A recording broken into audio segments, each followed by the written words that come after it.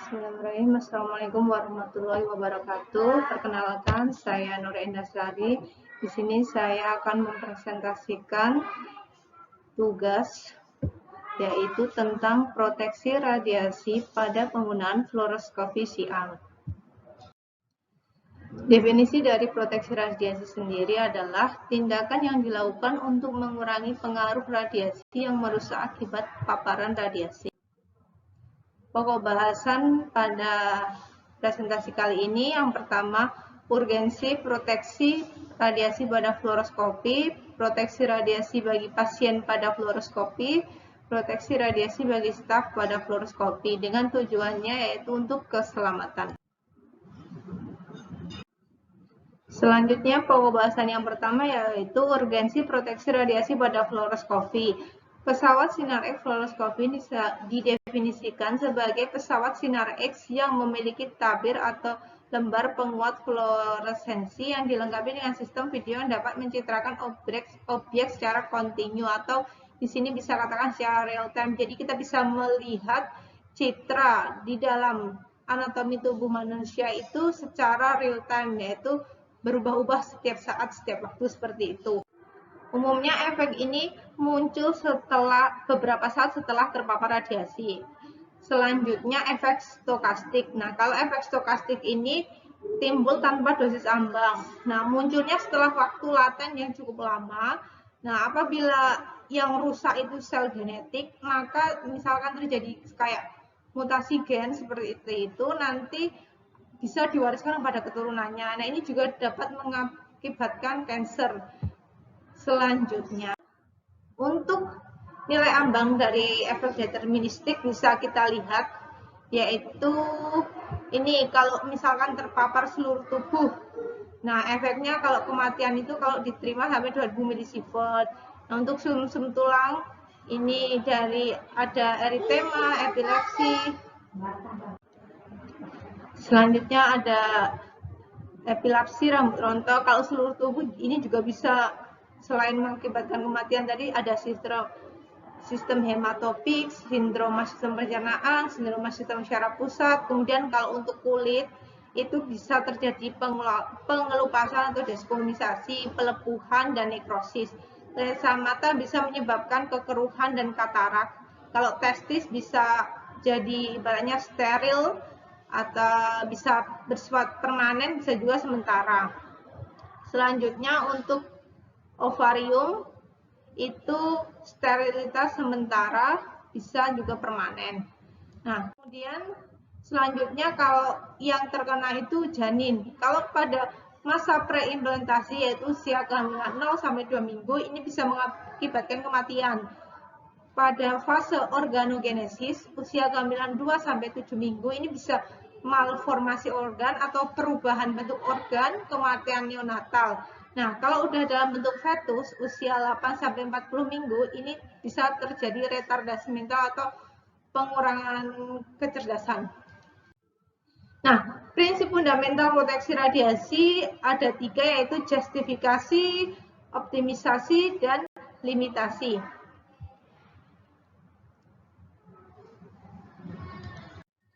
Nah, di sini prinsip dari proteksi radiasi itu kita bedakan untuk paparan pada pekerja, publik, dan medik.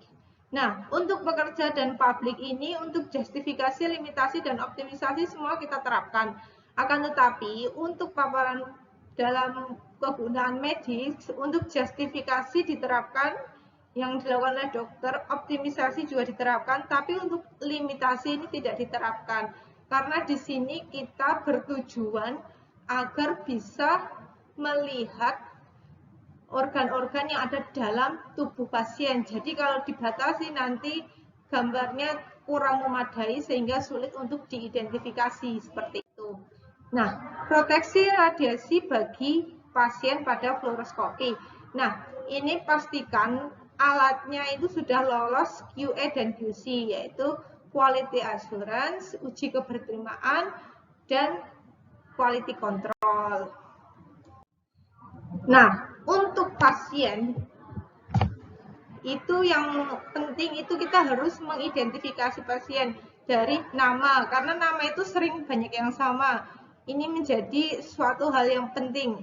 Nama, tanggal lahir, nomor identitas, umur, jenis kelamin, jenis pemeriksaannya, kemudian indikasi klinisnya. Karena banyak yang namanya sama, nanti harusnya pemeriksaannya untuk bagian A, tapi ternyata malah salah yang B. Nah, itu merupakan suatu kesalahan yang fatal. Kemudian pasien juga diberikan perisai, yaitu pada mata, ini tiroid, payudara, dan gonad. Upaya proteksi radiasi eksternal yaitu waktu. Waktu kita harus meminimalkan waktu fluoroskopi. Dan jangan lupa mencatat dosis dan waktu fluoroskopi untuk tiap pasien. Karena semakin lama waktu yang kita gunakan di fluoroskopi, nah dosis yang diterima juga akan semakin banyak. Kemudian jarak. Nah, di sini jarak ini berlaku hukum inverse square law. Jadi kalau jaraknya itu kita kurangin kayak gitu ya. Ini berbanding 1/r². Namanya inverse square law. Jadi kalau jaraknya 1 itu 1, kalau misalkan 2D itu jadi 1/4 seperti itu. Kemudian kita harus memaksimalkan jarak pasien dengan tabung X-ray. Selanjutnya minimalkan jarak pasien dengan reseptor citra. Kemudian untuk air krema area produk atau KAP atau DAP ini menyatakan keluaran radiasi output berupa dosis yang dikalikan luas lapangan. Nah, hubungan DAP dengan dosis real tidak dapat dianggap linear dan nilainya konstan. Seperti itu. Ini untuk contohnya jaraknya. Kemudian untuk tadi kita harus meminimalkan jarak detektor dengan pasien. Nah, kenapa? Karena di sini di fluoroskopi itu ada sistem namanya automatic exposure rate counter atau AERC. Nah, ketika sensor ini menerima sinyal yang rendah atau lemah, nah otomatis dia akan memberikan paparan meningkatkan KVP dan nilai MA-nya kayak gitu. Seperti itu. Selanjutnya yaitu perisai atau shielding. Nah, di sini ketika kalau misalkan ini di suatu ruangan fluoroskopi, nah ini kan lebih dekat dengan sumber, jadi ini harus shieldingnya harus lebih tebal. Tapi kalau yang agak jauh ini bisa lebih tipis. Nah, selain itu kita juga harus menggunakan alat pelindung dan menggunakan layar yang dipasang bisa di langit-langit, di tirai meja. Nah, ini untuk agar bisa menyerap radiasi lebih dari 90%. Kemudian posisikan layar atau tabir ini dekat sumber radiasi juga. Nah, fluoroskopi memiliki dua mode, yaitu mode fluoro dan mode cine. Nah, jika memungkinkan, gunakan frame rate serendah mungkin menggunakan mode fluoroskopi jika sudah mendapatkan gambar yang memadai, karena misalkan ini 7,5 pps dan 15 pps pulse per second ya. Nah, ini kalau yang semakin kecil kan dosisnya juga akan semakin kecil. Kalau nilai frame rate-nya tinggi, dosisnya otomatis juga akan semakin besar. Kemudian untuk teknik penyinaran, hindari mengekspos area kulit yang sama dengan proyeksi yang berbeda. Kenapa? Kalau kita ekspos dengan sudut atau proyeksi yang berbeda, nah ini nanti khawatirnya ada daerah hotspot yang terekspos 2 kali. Nah, ini menjadi tidak efektif karena dosisnya nanti akan meningkat. Nah, kalau agar efektif itu kalau bisa jangan berbeda seperti itu atau sama. Kemudian untuk proyeksi oblik, ini lebih meningkatkan dosis kulit dibandingkan dengan lataran maupun vertikal. Jadi sebisa mungkin proyeksi oblik ini dihindari, dan lateral juga cukup tinggi, tapi paling tinggi itu oblik seperti itu. Kemudian untuk ketebalan pasien itu kan berbeda-beda. Ada yang tipis, ada yang tebal. Nah, ketebalan pasien ini akan mempengaruhi karena pasien yang lebih besar atau lebih tebal menerima paparan pada kulit itu lebih banyak kayak seperti itu, sehingga dosis kulit ini perlu diperhatikan karena semakin tebal pasien MA-nya juga semakin tinggi, begitu juga dosis pada kulit seperti itu. Nah, kemudian penggunaan kolimasi berkas atau sinar. Nah, kolimasi ini tujuannya biar mengurangi radiasi hambur sehingga dosis yang diterima pasien dan pekerja itu kecil, sehingga hindari mengekspos area di luar ROI. Karena semakin besar kolimasi, dosisnya juga semakin besar. Nah, kolimasi ini berguna juga untuk menaikkan resolusi kondisi. Oke, baik. Selanjutnya yaitu untuk mode sine dan fluoroskopi, kita harus tadi pertimbangkan ketebalan pasien karena mereka menerima paparan pada kulit. Sehingga dosis pada kulit pasien perlu diperhatikan. Bisa dilihat dari grafik ini, untuk mode sine dan mode fluoro, ini bedanya cukup jauh seperti itu. Yang paling tertinggi itu untuk mode sine yang warna kuning, sedangkan untuk mode fluoro yang paling rendah itu yang warna ini hitam.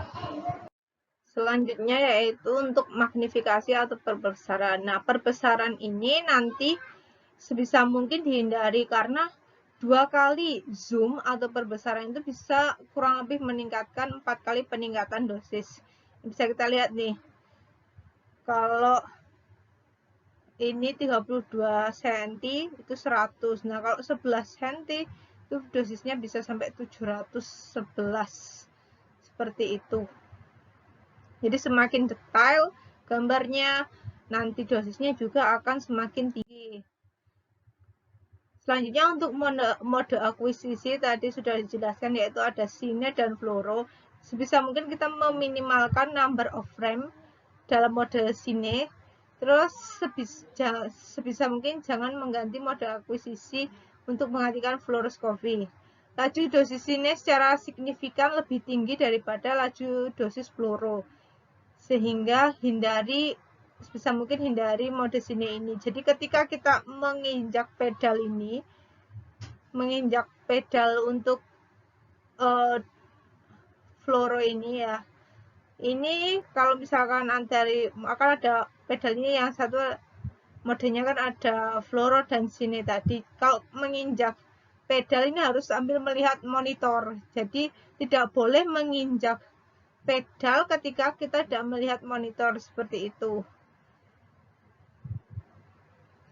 Karena kenaikannya ini bisa 10-60 kali dibandingkan dengan untuk normal. Seperti ini kita lihat nih, untuk sine ini tinggi sekali kan jika kita bandingkan dengan yang low atau dengan yang normal, yang hitam atau yang merah ini. Nah, untuk pasien khusus yaitu untuk anak-anak dan ibu hamil, anak-anak harus diberikan dosis yang lebih rendah, dan untuk ibu hamil tutup area abdominal dengan apron PB.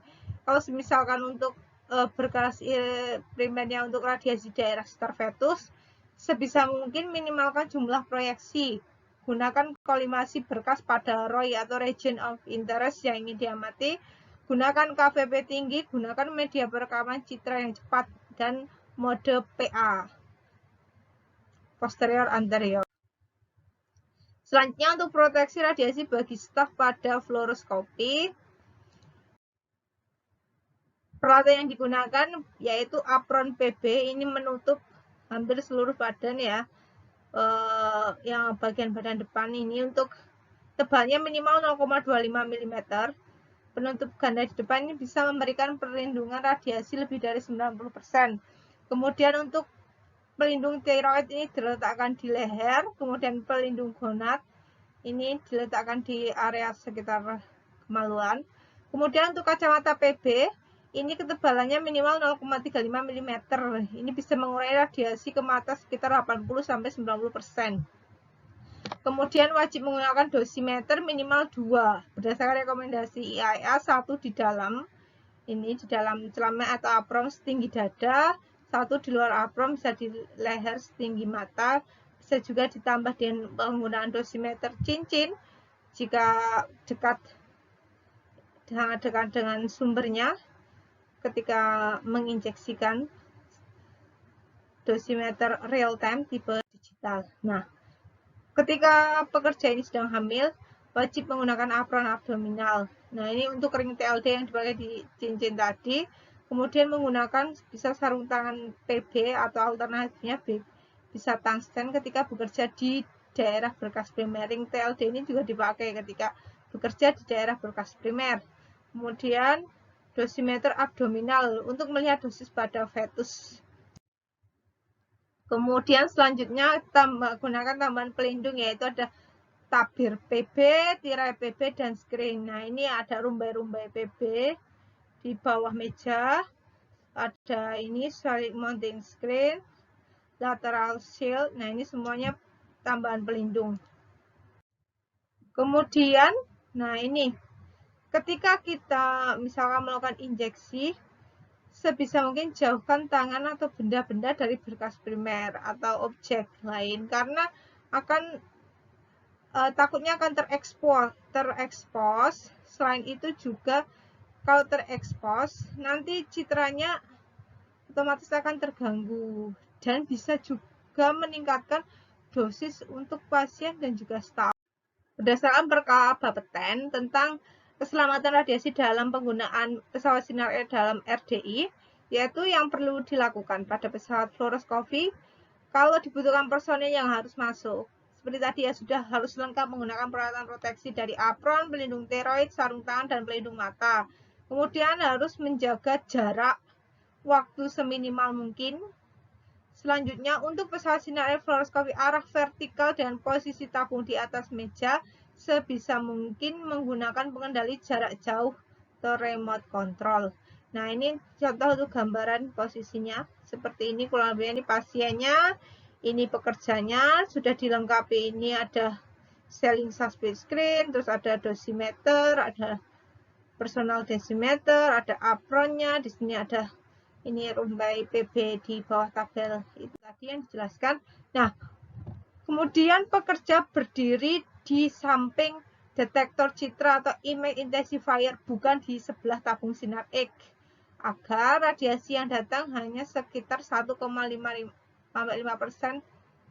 radiasi yang melalui pasien, karena kan sudah teratenuasi melewati pasien seperti itu. Selanjutnya, posisikan tabung sinar X di bawah meja. Kenapa? Karena ini bisa menurunkan dosis pada pasien, mengurangi radiasi hambur. Nah, jaraknya itu minimal SSD-nya, short to surface distance, itu adalah 30 cm jarak pasien dan tabung sinar X minimal. Nah, untuk nilai batas dosis pekerja radiasi, batas dosis serap untuk kasus jantung atau otak kurang lebih sama dengan 0,5 Gray. Dosis efektif rata-rata 20 milisievert per tahun dalam periode 5 tahun, 50 milisievert dalam 1 tahun tertentu. Dosis ekuivalen untuk lensa mata rata-rata sebesar 20 milisievert per tahun dalam periode 5 tahun dan 50 milisievert dalam 1 tahun tertentu. Kemudian dosis ekuivalen untuk tangan, kaki, dan kulit sebesar 500 milisievert per tahun. Nah, ini untuk desain ruangan pesawat sinar X berdasarkan pasal 61 Perka Bapeten. Harus memenuhi ketentuan pembatas dosis. Penahan radiasi harus terdapat pada dinding, pintu, jendela yang berbatasan dengan akses pekerja radiasi dan masyarakat. Ukuran ruang pesawat sinar harus cukup memadai sehingga tercapai optimisasi proteksi dan keselamatan radiasi. Berkas utama atau primer tidak mengarah ke pintu dan tidak mengarah ke daerah yang tidak diberi penahan radiasi. Didesain agar personil dapat dengan jelas mengobservasi atau berkomunikasi dengan pasien dari ruang panel kendali. Ruang pesawat sinar X tidak boleh digunakan lebih dari satu pada saat bersamaan, kecuali ruang didesain untuk digunakan bersamaan untuk prosedur tertentu. Kemudian terdapat tanda radiasi dan poster peringatan bahaya, terdapat lampu warna pada pintu ketika sedang beroperasi, lampunya menyala. Pintu pesawat sinar X harus selalu ditutup saat penyinaran berlangsung. Kemudian terdapat sistem pendingin ruangan yang memadai untuk menjaga suhu ruang. Seperti itu. Proteksi radiasi bagi staf pada fluoroskopi. Semua praktisi yang bekerja di Gadap harus memiliki pengetahuan tentang proteksi radiasi dan selalu memperbarui ilmunya dengan mengupdate, mengikuti pengelatihan, dan selalu melakukan komunikasi efektif antara dokter, fisika medis, dan radiografer sehingga tercipta optimisasi bagi pasien agar tidak terjadi miskomunikasi. Terakhir, ini referensi yang saya gunakan. Cukup sekian dari saya. Terima kasih.